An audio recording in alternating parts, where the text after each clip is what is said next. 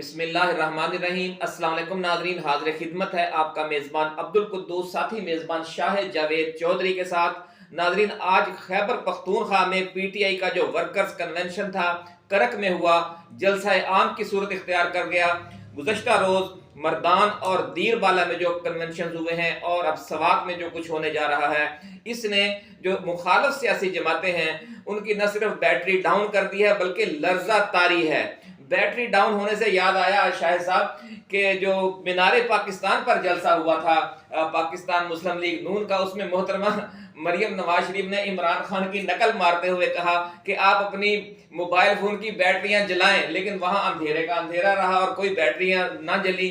तो फिर वो कहने लगे खिफत मिटाने के लिए, शर्मसार तो वो कुछ हुई लेकिन उन्होंने फौरन पैंतरा बदला और कहा हाँ हाँ, आपकी बैटरी डाउन लग रही है मोबाइल फोन की, आप इसलिए नहीं जला रहे, मैं आपको नए मोबाइल फोन ले दूंगी, आपको नई बैटरियां ले दूंगी।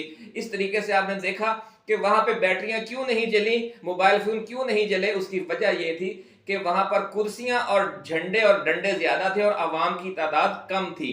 और अब जो खैबर पख्तूनख्वा में जलसे हो रहे हैं, जब कहा जाता है कि आप मोबाइल फोन की लाइट जलाएं तो ऐसी लाइट जलती है कि चक्काचौंध हो जाती है।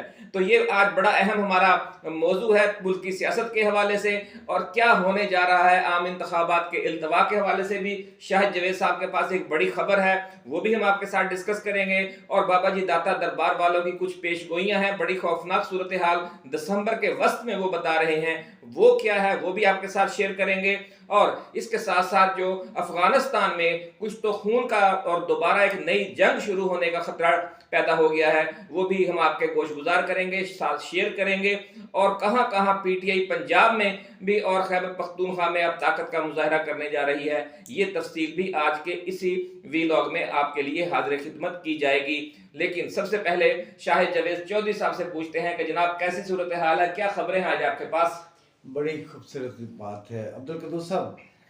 बात अगर क्राइटेरिया आप जलसों का जो है मोबाइल की बैटरी से, मोबाइल की लाइट से लगा रहे हैं, तो ये पीटीआई वाले सारे करते हैं। बहरहाल इलेक्शन जो है वो नहीं होंगे, ये ताज़ा तरीन खबर है, बड़ों ने सर जोड़े हैं। और पाकिस्तान पीपल्स पार्टी भी कहती है कि इस वक्त जो है वो मुल्क जो है इलेक्शन का मुतहम्मल नहीं हो सकता।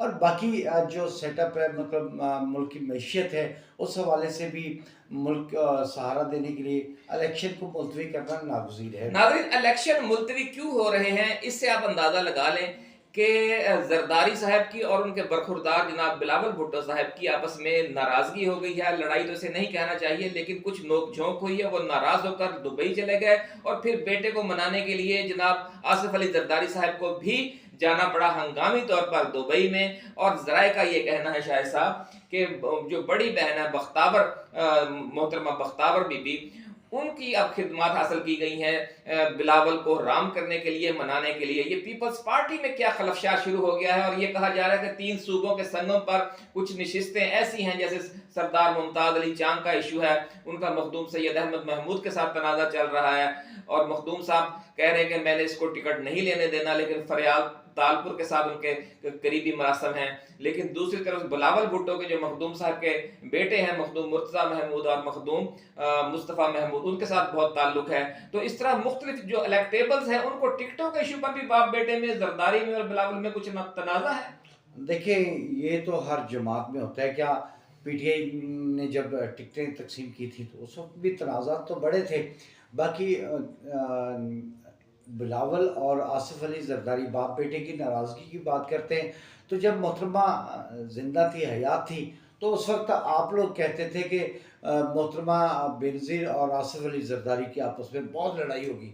बिल्कुल ऐसी ऐसी इत्तलात देखिए, बहुत पार्टी जो है फैलाई जाती थी। बिल्कुल ऐसा कहा जाता था, लेकिन वो तो उसी जगह पे खड़े हैं। मोहतरमा शहीद हुई और उसके बाद जो है बिलावल भुट्टो ने जो है वो कमांड संभाल ली है।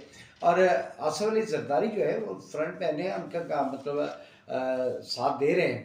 तो जो फैसला बिलावल साहब करेंगे या जरदारी साहब करेंगे, ये फैसले दो तो नहीं होंगे, एक ही फैसला होगा। जी नाज़रीन, एक बड़ी तशवीशनाक खबर आई है और कल तक आपके पास दूसरा जो मीडिया है वो भी लेकर आएगा। हम सबसे पहले आपको खबर दे रहे हैं कि अफगानिस्तान में खाना जंगी दोबारा शुरू हो जाने के चांसेस बन गए हैं, क्योंकि वहां पर जो शुमाली इत्तेहाद के अहम रहनुमा हैं, अहमद शाह मसूद के बेटे अहमद मसूद और उस्ताद मुहक्कक जो शुमाली इत्तेहाद के एक बड़े रहनुमा हैं, उन्होंने आज धमकी दी है कि रूस, पाकिस्तान, ईरान और तालिबान हुकूमत बहुत उनके साथ ताउन नहीं कर रही, मखलूत हुकूमत के हवाले से जो वादे किए गए थे वो पूरे नहीं किए जा रहे, इसलिए वो दोबारा मुसल्लह जद्दोजहद शुरू कर सकते हैं शुमाली इत्तेहाद वाले। क्या सूरत हाल बनेगी अगर दोबारा जंग शुरू हो गई, तो फिर पाकिस्तान पे भी उसके असरात आएंगे? जाहिर बात है, जंग जब शुरू होती है तो अब फलस्तीन और वो इसराइल की है, तो तो असरात तो होते हैं। और ये तो बिल्कुल हमारे हमसाया मुल्क है, हमारी सरहदें इनके साथ मिलती हैं। और फिर दूसरा इशू जो है, जब हमने अफगानियों को जो है वो वापस भेजा है, तो नफरत भी उन लोगों में बढ़ चुकी है पाकिस्तान। जी नाज़रीन, देखें, हमने 50,000 या 1 लाख या 2 लाख अफगानी मुहाजिर को वापस भिजवाया है। खुदा न खास्ता अगर जंग शुरू हो गई तो फिर ये तो 10-20 लाख और रेला पाकिस्तान में आ जाएगा और हम उसे रोक भी नहीं सकेंगे, क्योंकि माजी में जब भी अफगानिस्तान में खाना जंगी हुई है या बड़ी जंग शुरू हुई है या बैरूनी हमला हुआ है, लाखों की तादाद में अफगानी पाकिस्तान आते हैं और हमें बहरहाल जो बेघर लोग हैं और इस्लामी जज्बे के तहत भी उन्हें कबूल करना पड़ता है और इंसानी जज्बे के तहत भी, तो ये तो दोबारा फिर रिवर्स हो जाएगा सारा कुछ। लेकिन अब जो पॉलिसी बनी है उसके मुताबिक जो है ये अफगानी पनाहगज़ीन है जो मतलब आएंगे, उनको पनाह शायद ना दी जाए, लेकिन अल्लाह करे ये जंग टल जाए। नाज़रीन, बहुत दुआ है कि ये जंग टल जाए। अब आते हैं हम अपने सियासी मौज़ूआत की तरफ। मियां मोहम्मद नवाज शरीफ ने नाज़रीन जो कल सियालकोट वर्कर्स कन्वेंशन में बहुत बड़ी बढ़त मारी और एक बार फिर इस्टेब्लिशमेंट को ललकारा, पुकारा और मुझे क्यों निकाला का बयानिया दोबारा शुरू कर दिया, तो जराए का ये कहना है कि उनकी दोबारा तलबी हो गई है मुख्तदर हलकों के पास मरी में, और वो अगले 3-4 दिन दोबारा वहां जाकर गुजारेंगे। और इसके साथ साथ कुछ टिकटों के फैसले भी किए जाएंगे खैबर पख्तूनख्वा के हवाले से और जो पोठोहार एरिया है वहां की सीटों के हवाले से। लेकिन मियां मोहम्मद नवाज शरीफ ने जो वादे किए थे मियां शहबाज शरीफ के जरिए कि वो अपनी हुकूमत जो 2017-18 में उनकी ख़त्म की गई उसमें मुलव्वस जो जज साहिबान हैं और जो जर्नैल उसमें मुलव्वस थे, उनका ना नाम लेंगे इशारों कनायों में, ना उस इशू को दोबारा छेड़ेंगे। लेकिन अब उन पर क्या मजबूरी पड़ गई है कि वो दोबारा उस इशू को लेकर फिर उन्होंने बोलना शुरू कर दिया है। क्या इसकी वजह यह है कि कुछ जराए ये कहते हैं कि इमरान खान के साथ इस्टेब्लिशमेंट की डील दोबारा हो रही है, जो सीज फायर हो रहा है या जुज़वी सुलह हो रही है कि उन्हें आम इंतखाबात में हिस्सा लेने का कुछ ना कुछ शराइत के तहत मौका दिया जा सकता है पीटीआई को। क्या देखते हैं आप? नवाज शरीफ ने फिर वही बयानियां दोहराना शुरू कर दिया जिसकी वजह से 2017 में डॉन लीक्स हुई और एक तनाज़ा शुरू हुआ और उनकी जो अच्छी भली चलती हुई हुकूमत ख़त्म की गई और उसका मुल्क को भी नुकसान हुआ। आप समझते हैं कि फिर इमरान खान वाला तजर्बा करना पड़ा? देखिए, अगर इमरान खान को वापस लाना था तो फिर उसको निकाला क्यों था? अब निकाल दिया है तो फिर वापस लाने के लिए वो रास्ता जो है ना वो नहीं दिया जाएगा। बाकी जो है गवर्नमेंट में आने के लिए नवाज शरीफ को या पाकिस्तान मुस्लिम लीग नून को जो है कुछ बयानियाँ तो चाहिए ना, जिसके तहत वो लोगों से वोट मांग सके। और दूसरा, महंगाई का जो बहुत बड़ा मसला जो है, गरीब आवाम जो सह रही है इस वक्त, तो वो उसको कंट्रोल करने के लिए जो है अब नून लीग का और इन लोगों का जो है नवाज शरीफ का आना नागुज़ीर हो चुका है। महंगाई की शाहिद जवेद साहब ने बात की, इस हवाले से एक अच्छी खबर भी है हमारे पास आपके लिए, और वो खबर ये है कि वर्ल्ड बैंक, मुत्तहिदा अरब अमारात, एशियाई बैंक और सऊदी अरब की तरफ से कुछ खुशखबरियां आई हैं और कुछ ज़राए का तो ये भी कहना है कि जो इमरान खान के हवाले से जो इस्टेब्लिशमेंट का सख्त रवैया था उसकी वजह से जो हमारे कुछ दोस्त नाराज थे, चीन और सऊदी अरब खास तौर पर, और कतर भी और मुत्तहिदा अरब अमारात भी और तुर्की भी, अब इन दोस्तों की तरफ से जो अचानक नरमी दिखाई गई है और खुश आइंद सिग्नल दिए गए हैं कि अगले चंद हफ्तों के दौरान 5 से 6 अरब डॉलर पाकिस्तान के खजाने में जमा करवाए जाएंगे। उसमें से ज़राए का ये कहना है कि 3 अरब डॉलर जो हैं वो वर्ल्ड बैंक और एशियाई बैंक की तरफ से होंगे और 2 अरब डॉलर मुत्तहिदा अरब अमारात की तरफ से और 2 अरब डॉलर सऊदी अरब की तरफ से आएंगे।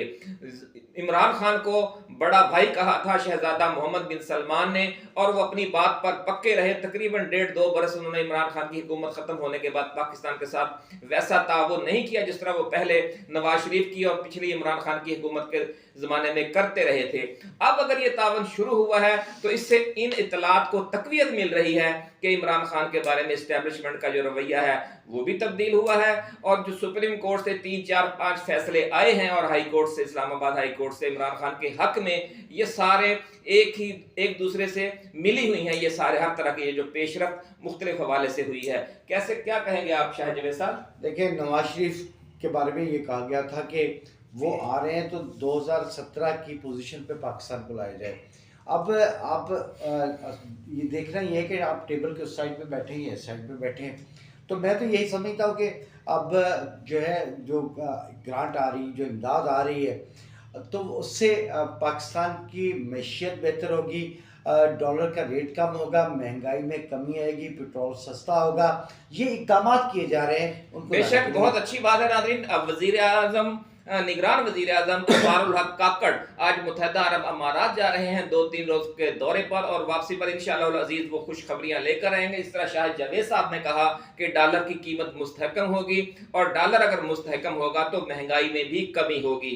बड़ी अच्छी खबरें हैं कुछ हमारे पास आपके लिए। बाबा जी दाता दरबार वालों ने एक बड़ी तशवीशनाक पेशगोई की है ताहम नाज़रीन, और उनका ये कहना है कि अगले 15 दिन के बाद पाकिस्तान में एक बड़ा कोई धमाका खेज वाकया पेश आ सकता है और जिसकी वजह से मियां मोहम्मद नवाज शरीफ को या तो बैरून मुल्क हंगामी तौर पर जाना पड़ेगा या उनकी सलामती के को खतरा बनने वाली कोई सूरत हाल पेश आ सकती है। और ऐसी ही सूरत हाल पेश आ सकती है इमरान खान के हवाले से भी।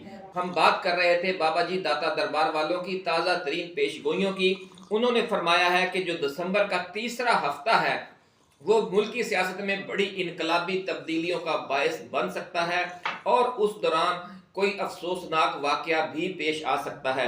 इस हवाले से उन्होंने इमरान खान और नवाज शरीफ की जिंदगियों को लाहक बड़े खतरे की निशानदही की है और नसीहत की है और मशवरा दिया है कि अवामी इज्तिमात से जाते वक्त वो एहतियात का मुजाहिरा करें। बहुत ज़्यादा एहतियात की ज़रूरत है, ख़ास तौर पर मियां मोहम्मद नवाज शरीफ को, क्योंकि वो पब्लिक में जा रहे हैं, वर्कर्स कन्वेंशन से खिताब कर रहे हैं। इमरान खान चूँकि फ़िलहाल तो जेल के अंदर हैं इसलिए इतना ख़तरा उन्हें नहीं है, लेकिन अगर कोई ख़तरा हुआ तो जेल के अंदर भी हो सकता है। अल्लाह ताला दोनों की ज़िंदगियों को हिफाजत फरमाए और पाकिस्तान में आम इंतखाबात से पहले ऐसा कोई वाक़या पेश ना आए कि जिसकी वजह से जमहूरियत का जो सफ़र है दोबारा रुक जाए। जी, आपकी जो बीजल राम की पेशगोइयाँ आप हमें बताया करते थे, आज उस हवाले से कुछ बताइए। अब्दुल कुद्दूस साहब को 3 दिन पहले जो है ना बीजल राम साहब की खुद कॉल आ गई महाराज की, तो उन्होंने बताया कि भाई ये जो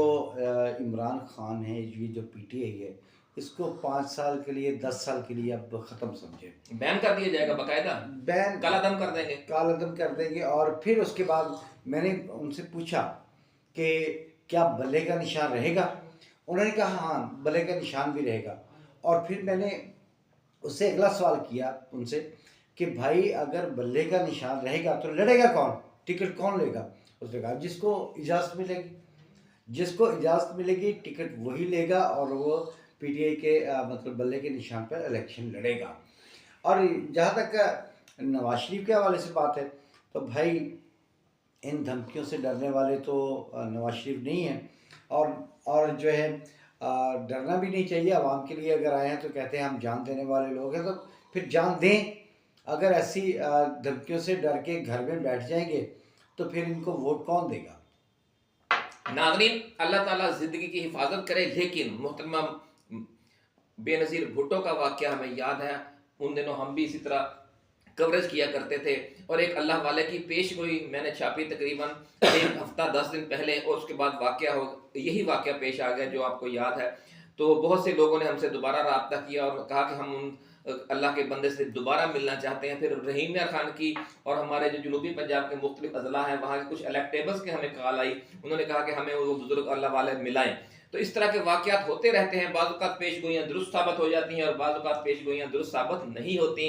बहरहाल जो पेश गोई करने वाली है वो रूहानी शख्सियत हो या कोई एस्ट्रोलॉजर हो, उसका काम होता है खतरात की निशानदही।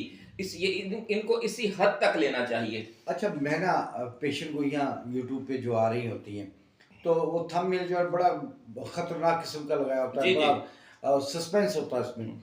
अच्छा, एक है पीर पिंजर सरकार। पिंजर सरकार। अच्छा, उन्होंने कहा था कि इमरान खान 3 महीने के बाद ताकतवर बन के आएगा। जब अदम एतमाद की तहरीक पेश हुई तो उन्होंने कहा ये मेरी पेशन गोई है, 3 महीने के बाद वो आएगा और तगड़ा होके आएगा, 2/3 के साथ आएगा। लेकिन उनकी पेशन गोई गलत साबित हुई। और इस तरह बहुत सारे ऐसे जरूरी नहीं होता नाज़रीन के कोई पेशेनगोई लाजमी दुरुस्त साबित हो या वो लाजमी गलत साबित हो, उन्होंने अपनी कैलकुलेशन के हिसाब से बताना होता है। खासतौर पर जो एस्ट्रोलॉजी है वो तो कोई रूहानी इलम भी नहीं है, कैलकुलेशन का इलम है। बहरहाल कुछ अल्लाह वाले हैं, उन्हें ख्वाबों के जरिए रहनुमाई मिल जाती है या कुछ और जो उनका कशफ और करामात होती हैं उसके जरिए उन्हें इतला मिल जाती है। बाज़ औक़ात वो इतला दुरुस्त भी साबित होती है, लेकिन बाज़ औक़ात ये भी होता है कि जो मुश्किलात होती हैं वो किसी के सदके, किसी की दुआ से, कोई अच्छा आप नेक काम करते हैं उसकी वजह से वो टल जाती हैं। इसलिए ज़रूरी नहीं होता कि हर पेश कोई दुरुस्त साबित हो। शाहिद जवेद साहब, प्रोग्राम ख़त्म करने से पहले हमें कुछ बताइए कि जो पाकिस्तान पीपल्स पार्टी है, हमने ज़्यादा नून लीग को और पीटीआई को डिस्कस किया है, पाकिस्तान पीपल्स पार्टी को हम इतना डिस्कस नहीं कर पाए। उस हवाले से हमें कुछ गाइड कीजिए कि ये जो टिकटों के इशू पर जनूबी पंजाब में मामला चल रहे हैं कि कुछ उम्मीदवार हैं जो अपना हल्का छोड़कर दूसरे हल्के में जा रहे हैं, वो उस हवाले से कुछ बताइए कि ये क्या डेवलपमेंट्स हैं। अच्छा, देखिए, रहीम यार खान के हवाले से अगर मैं बात करूं तो रहीम यार खान में मखदूम अहमद महमूद के साहबजादे मुर्तज़ा महमूद साहब जो है वो 169 लियाकतपुर से इलेक्शन लड़ रहे हैं। इसी जबकि तरह उनका असल हल्का जो है वो तो वन कौन सा है, जो सादकाबाद वाला है। जी, आखिरी तहसील पंजाब की नाज़रीन सादकाबाद है। ये जो है हल्का छोड़ के वहाँ कुतुब फरीद कुरेजा साहब जो साबिक एमएनए हैं उनको कहाँ लेके जाएंगे। इसके अलावा वो एक और है मुमताज चांद साहब का मसला भी बना हुआ है और नबील का भी सरदार नबील का भी। बिल्कुल, सरदार नबील जो है और उनकी जगह मेरे ख्याल में इनके भतीजे उस्मान महमूद साहब जो है वो उन्हें लाने की कोशिश की जा रही है। और ये जो 172 है रहीम यार खान, यहाँ पर आमिर शहबाज साहब जो है वो 172 पार्टी के उम्मीदवार हैं। लेकिन कहा ये जा रहा है कि वो शायद इलेक्शन ना लड़े या वो भी 262 से जो एक और सूबाई नशिस्त है उस पर चले जाएं, ये भी सुनने में आ रहा है। तो जब 262 पे जाएंगे तो फिर वो पीपल्स पार्टी में नहीं जाएंगे, वो किसी और जमात में जाएंगे। नून लीग से नाज़रीन का सुना कि वो नून लीग से जाएंगे। इसी तरह लाहौर की बहुत सी नशिस्तें हैं, फैसलाबाद की भी कमोबेश यही सूरत हाल बनी हुई है। बल्कि वहां तो ये कहा जा रहा है फैसलाबाद में नाज़रीन कि वहां पाकिस्तान पीपल्स पार्टी, पाकिस्तान मुस्लिम लीग नून और पाकिस्तान तहरीक इंसाफ के अलावा एक आज़ाद ग्रुप जी है जो चौधरी नज़ीर कोहस्तान वाले हैं और जो मियाँ लतीफ़ हैं और जो उनके भाई हैं, ये एक दूसरा ग्रुप है, अराई ग्रुप भी उसे कहते हैं फैसलाबाद का। चौधरी शाहिद नज़ीर जो है, इनका जो ग्रुप है वो टोबा टेक सिंह में फैसलाबाद में एक आज़ाद उम्मीदवारों का एक पूरा ग्रुप खड़ा करने जा रहे हैं। ये भी सूरत हाल है कुछ। जी, वहाँ से एक तज्ज़ियाकार आए हुए थे तो उन्होंने बताया कि वहाँ पर राणा सनाउल्लाह साहब और आबद शेर अली और उनकी पोजीशन बहुत ख़राब है। बिल्कुल, तो इसलिए जो है जो नज़ीर कोस्तानी ग्रुप है वो कामयाबी हासिल कर सकता है आज़ाद उम्मीदवार के हैसियत से। जी नाज़रीन, आपका बहुत शुक्रिया, आपने हमें वीडियो देखी। आप इस चैनल को सब्सक्राइब करें, बेल आइकन भी दबाएं ताकि हमारी जो ऐसी ही एक्सक्लूसिव वीडियोस हैं वो बर वक्त आपको मिलती रहें। नई वीडियो तक के लिए अपने मेज़बानों अब्दुल कुद्दूस और शाहिद जवेद चौधरी को इजाज़त दीजिए। आप अपने दोस्तों, रिश्तेदारों और गिरदो नवा में रहने वाले तमाम अहले वतन का बहुत ख्याल रखिएगा। अल्लाह हाफिज़। अल्लाह हाफिज़। पाकिस्तान जिंदाबाद।